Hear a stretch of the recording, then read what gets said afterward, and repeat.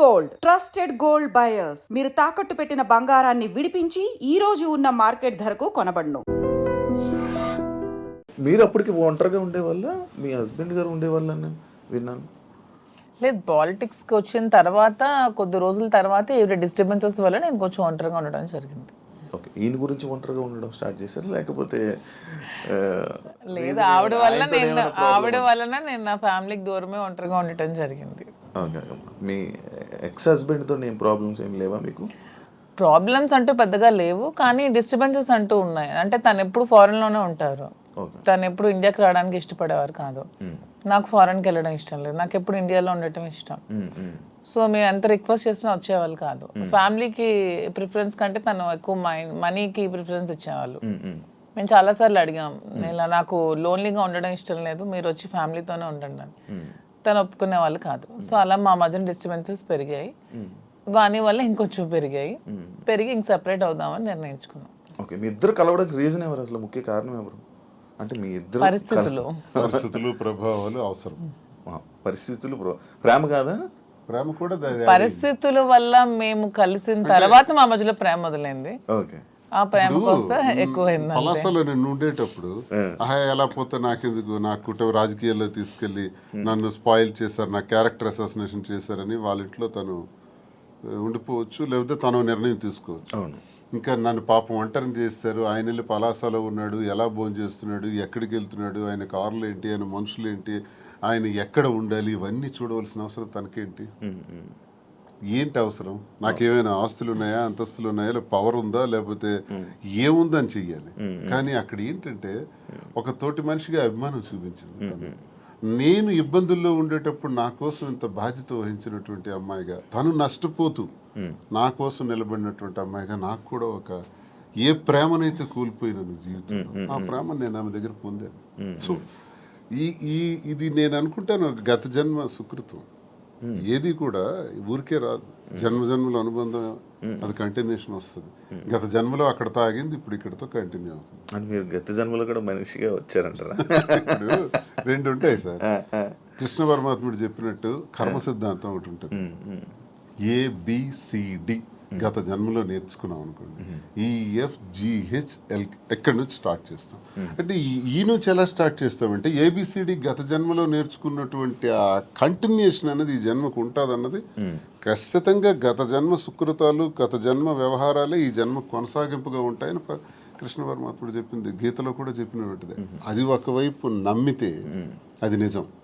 నేను కర్మ సిద్ధాంతం నమ్ముతాను కాబట్టి అది నిజం. లేదు సైంటిఫిక్గా వెళ్ళామనుకోండి, ఇట్స్ ఎ కెమికల్ రియాక్షన్, రసాయనిక చర్య. మనిషికి మధ్యన జరిగినటువంటి ఆలోచనలు, కలయికలు, ఆ పరిస్థితుల ప్రభావాలు బట్టి ఒక మనిషి మీద ఒక మనిషికి ఆకర్షణ, కోపము, వ్యతిరేకత, రకరకాల భావాలు ఎందుకు కలుగుతాయంటే రసాయనిక చర్యల వల్లే కలుగుతాయి. అలా అని కూడా అనుకోవచ్చు. సైన్స్ ఎప్పుడైనా కలగొచ్చు అంటారా? కలగచ్చు అంతే. ఏ మనిషి ఎప్పుడు ఎలా మారుతారో, ఎప్పుడు శత్రువులు అవుతారో, ఎప్పుడు మిత్రులు అవుతారో, ఎప్పుడు ఏ రకంగా మారుతాం అన్నది ఇదంతా మనిషికి మధ్యన ఉండేది కెమికల్ బ్యాలెన్సే. అది ఇంబ్యాలెన్స్ అయితే ఇంకో రకంగా మారుతాం, వైలెంట్ గా మారుతాం.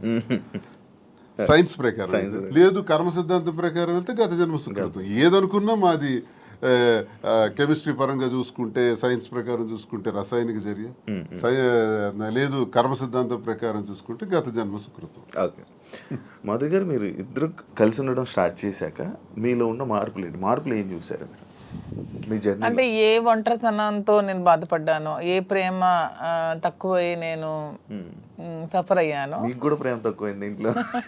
మరి ఇద్దరు వేరేగా, ఒకరు ఫారెన్ లో ఒకరు ఇండియాలో ఉంటే ప్రేమ తక్కువ ఉంటుంది.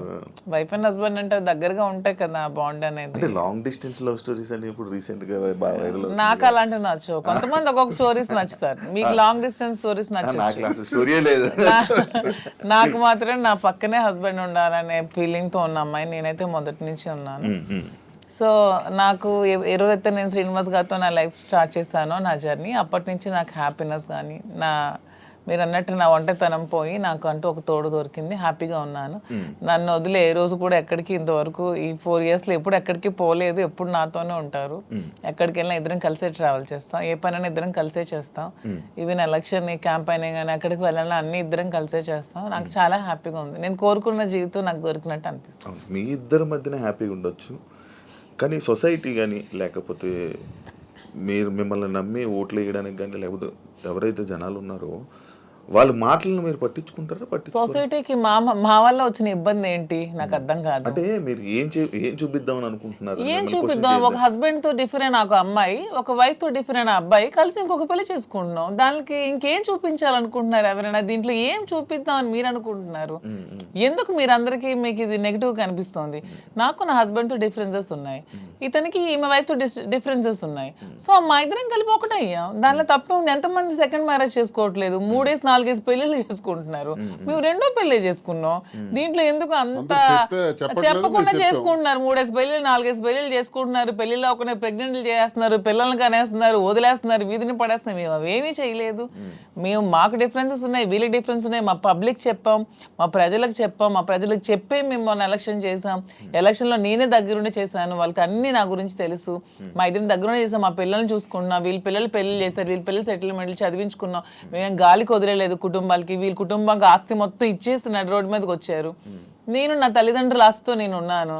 నేను హస్బెండ్ నుంచి ఇంతవరకు నేను 1 రూపాయి కూడా నేను తీసుకోలేదు ఇంతవరకు. నేను నా పిల్లలు కానీ నాకు కానీ నా పేరెంట్ నాకు ఏమైతే నాకు ఆస్తి నాకు వచ్చిందో ఆ యాన్సిస్ట్రల్ ప్రాపర్టీస్ మాత్రమే నేను నాకుతో పెట్టుకున్నాను. మీ ఎవరికి మేము ఏ బాధ పట్టుకున్నా, ఎవరికి ఎందుకు మేమేం దీనివల్ల ఎవరై సఫర్ అయ్యేది ఏముంది?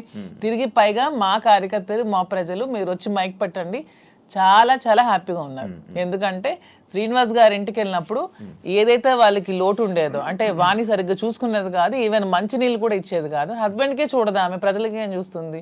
ఇప్పుడు అదేమీ లేదు. నేను ప్రతి ఒక్క కార్యకర్తకి బాగా చూసుకుంటానని వాళ్ళకి నమ్మకం కలిగి నా దగ్గర రావడం స్టార్ట్ చేశారు. నాతో ట్రావెల్ చేస్తున్నారు, నన్ను అభిమానిస్తున్నారు, ఆదరిస్తున్నారు, నన్ను అమ్మలాగా చూసుకుంటున్నారు అందరూ కూడా. ఇప్పుడు 22లో ఈ గొడవ స్టార్ట్ అయింది. 24లో నేను ఎమ్మెల్యే పోటీ చేశాను. నా మీద పోటీ చేసి గెలిచినటువంటి అచ్చెన్నాయుడు రాష్ట్ర తెలుగుదేశం పార్టీ అధ్యక్షుడు ఎన్నికల ముందు ఏం చెప్పాడు? రాష్ట్రంలో హైయెస్ట్ మెజారిటీ నాదే, అబౌట్ 70,000 ఓట్స్ అన్నాడు. నిజానికి కూటమి ప్రభుత్వంలో ఎవడు నామినేషన్ వేసినా 40,000, 50,000, 60,000తో గెలిచారు. మా జిల్లాలోనే 4 ఎమ్మెల్యేలు కొత్తోళ్ళు, మొక్కం తెలియనోళ్ళు కూడా, ధర్మాన ప్రసాద్ లాంటి వ్యక్తి మీద కూడా 3 రోజుల ముందు వచ్చి నామినేషన్ వేసి 54,000 మెజార్టీతో గెలిచాడు. మరి అచ్చెన్నాయుడు ఎంతతో గెలవాలి? కనీసం 70తో గెలవాలి కదా. 30, నా 73,000 ఓట్లు. ఇవన్నీ తెలిసి ప్రజలు నాకెందుకు ఇంకా నైతికంగా బలంగానే ఉంచారు. నైతికంగా అచ్చెన్నాయుడు ఓడిపోయినట్టే. కిందోళ్ళందరికి ఒక్క 15 రోజుల ముందు వచ్చిన వాళ్ళందరికి కూడా 40,000, 50,000 మెజారిటీలు వచ్చి నీకేం 30,000? అంటే ప్రజలే 1,000 వ్యతిరేకించుంటే అచ్చెన్నాయుడికి 70,000 రావాలి కదా. ఇంత వేవ్లో కూడా అచ్చెన్నాయుడు అతి తక్కువ ఓట్ల తేడాతో గెలిచాడు కదా. సో నేను గతసారి ఎంపీకి పోయినా 3,100 తేడా నాది. వాళ్ళకి మాకు ఎప్పుడు వెరీ లెస్ మార్జిన్, 3,000, 3,500. సో ప్రజలు బుద్ధి చెప్పాలంటే ఓట్లతోనే చెప్పేవాళ్ళు కదా. వీడు ఇలాంటోడు సంఘ వ్యతిరేకమైన పని చేసాడు, కొట్టండి అనుకుంటే నాకు 20-30,000 ఓట్లకి తగ్గి కుదించేసి ఆయనకు 1,00,000 మెజారిటీ ఇవ్వచ్చు. అది జరగల ఇంత వేవ్లో కూడా. అదే మాకు ప్రజల్లో. అయినా పర్సనల్ లైఫ్ ని ప్రైవేట్ లైఫ్ కి ఏంటి సంబంధం అండి? ఇది మా ఫ్యామిలీస్ మధ్యలో ఉన్న డిస్టర్బెన్సెస్ తో మేము ఒకటే. పర్సనల్ లైఫ్ ప్రైవేట్ రహస్యంగా ఉంటూ అబద్ధాలు ఎవడైతే ఆడతాడో వాడు దొంగ. పర్సనల్ లైఫ్ ను ఓపెన్ గా తెరచిన పుస్తకంలో జనం ముందు చెప్పేస్తే దొంగలు ఎలా అవుతాము? వాస్తవం చెప్పిన వాళ్ళు అవుతాం. ప్రజలే గుర్తించారు, ప్రజలే గౌరవిస్తున్నారు. ఈ రోజు మాకున్న గౌరవం పెరిగింది సమాజంలో. ప్రతి ఒక్కళ్ళు ఎక్కడ చూసినా సార్ ఒక సెల్ఫీ అంటారు. కార్లను ఓవర్టేక్ చేసుకుని స్పీడ్గా వచ్చి ఫోటో కావాలని అడుగుతున్నారు. డాక్టర్స్, ఇంజనీర్లు, పెద్ద పెద్ద ఎంప్లాయీస్, ఉన్నత స్థాయి వాళ్ళు, పోలీస్ ఆఫీసర్స్, పెద్ద పెద్దోళ్ళు కూడా. ఒక పెద్ద ఆఫీసర్ అయితే మొన్న చేయి తీసుకొని గుండె మీదలో పెట్టుకొని పెద్దగా ఊపిరి తీసాడు. ఏం సార్ ఏంటి అంత ఎమోషన్ అవుతున్నారు? ఏంటంటే మీరంటే నాకు ఇష్టం సార్. ఆయన ఏం అర్థం చేసుకున్నారు? పెద్ద ఆఫీసర్. ఇంకా చాలా మంది పేర్లు చెప్పకూడదు. వాళ్ళు ఏం అర్థం చేసుకున్నారు? ప్రతి ఒక్క జీవితంలో కూడా కథ ఉంది. ఆ కథ చాలా మంది చెప్పలేక భరిస్తున్నారు. మేము చెప్తాం. ఇప్పుడు మీరు ఇన్స్పిరేషన్ అంటారు చాలా మందికి ఇన్స్పిరేషన్. ధైర్యంగా కాకపోతే బతకండి. ఆ ఆవేశం ఆ ఆవేశం ఎలా వస్తుంది, వాళ్ళ కళ్ళల్లో ఆర్ద్రత ఎలా వచ్చింది, ఆ సంతోషం ఎలా వచ్చింది. 1600 ఉన్నటువంటి యూట్యూబ్ మా ఫాలోవర్స్ ఈ రోజు లక్షలా దాటారు. 1,45,00,000 వ్యూవర్షిప్ ఎలా వచ్చింది? ఇదంతా ఎక్కడి నుంచి వచ్చింది? అభిమానంతో వస్తుంది. అభిమానమా కాంట్రవర్సీ అంటారు? కాంట్రవర్సీ ఎందుకు రావాలంతా? ఫాలో అప్ ఎందుకు చేయాలి? న్యూస్ కదా, లేటెస్ట్ న్యూస్ కదా, లేటెస్ట్ రెండు ఉంటాయి, ఈ రెండు ఉంటాయి. ప్రతి ఒక్కరికి రెండు ఉంటాయండి. ఎవరికైనా సినిమాకి సరే, 2 కోణాలు ఉంటాయి. ఏ మనిషికైనా సరే విమర్శలు ఉంటాయి, పొగడ్తలు ఉంటాయి, రెండు ఉంటాయి. అవన్నీ బ్యాలెన్స్ చేసుకొని వెళ్తేనే జీవితం. రావణుణ్ణి మెచ్చింది ప్రజలే, రాముణ్ణి మెచ్చింది ప్రజలే. రెండు ప్రజలే. మీకు రావణుడు ఇష్టం ఉండొచ్చు, నాకు రావణాసుడు అంటే ఇష్టం. ఎవరి లైఫ్ స్టైల్ వాళ్ళది. నాకు రావణాసుడు హీరో, నేను హీరోగా చూస్తాను. సార్కి రాముడు అంటే హీరో. అది ఎవరి ఇష్టం వాళ్ళది. మీరు ఆయన ఎలా చూస్తున్నారు? రావడం అనుకుంటున్నారు, రావణాసుడు? నేను డిఎస్ఏ అనుకున్నాను. డిఎస్ కి ఒక బ్రాండ్ ఉంది, దువ్వాడ శ్రీనివాస్ అంటే ఒక బ్రాండ్. ఎవరితో కంపేర్ చేయను. ఈ స్పెషల్ అంటే. సార్ మీ బిజినెస్లు అన్నీ వదిలేసారా? వదిలేదు, అన్ని లాగేసుకున్నారు. మేమేం బిజినెస్ వదిలేదు. మైన్స్ నాది 25 years నుంచి మైన్స్ కంపెనీ. ఎప్పుడు మైన్స్ ప్రపంచ స్థాయిలో కూడా ఐకాన్ బ్రౌన్ గ్రానైట్ ఓనర్ గా మంచి పేరు ప్రఖ్యాతులు సంపాదించాం. మైన్స్ లో బాగా పీక్స్ కి వెళ్ళాను. ఈ గవర్నమెంట్స్ లో గవర్నమెంట్ ఉంటే ఒకలాగా, లేకపోతే రిజల్ట్ రోజు ఈవినింగ్ లాగేసుకున్నాను. 4వ తారీఖు ఎన్నికల ఫలితాలు వచ్చాయంటే ఆ సాయంత్రం కల్లా నా మైనా ఒక్క సందని కొట్టి పంపించేశారు. ఈ రోజు వరకు పర్మిట్స్ ఇవ్వట్లా. 61 కోట్లు లాస్ సడన్ గా గవర్నమెంట్ రావటం వల్ల, కూటమి ప్రభుత్వంలో అచ్చెన్నాయుడు వీళ్ళు టార్గెట్ పెట్టారు. సరే, ఇవన్నీ చేస్తుంటారు వాళ్ళు, భరిస్తారు.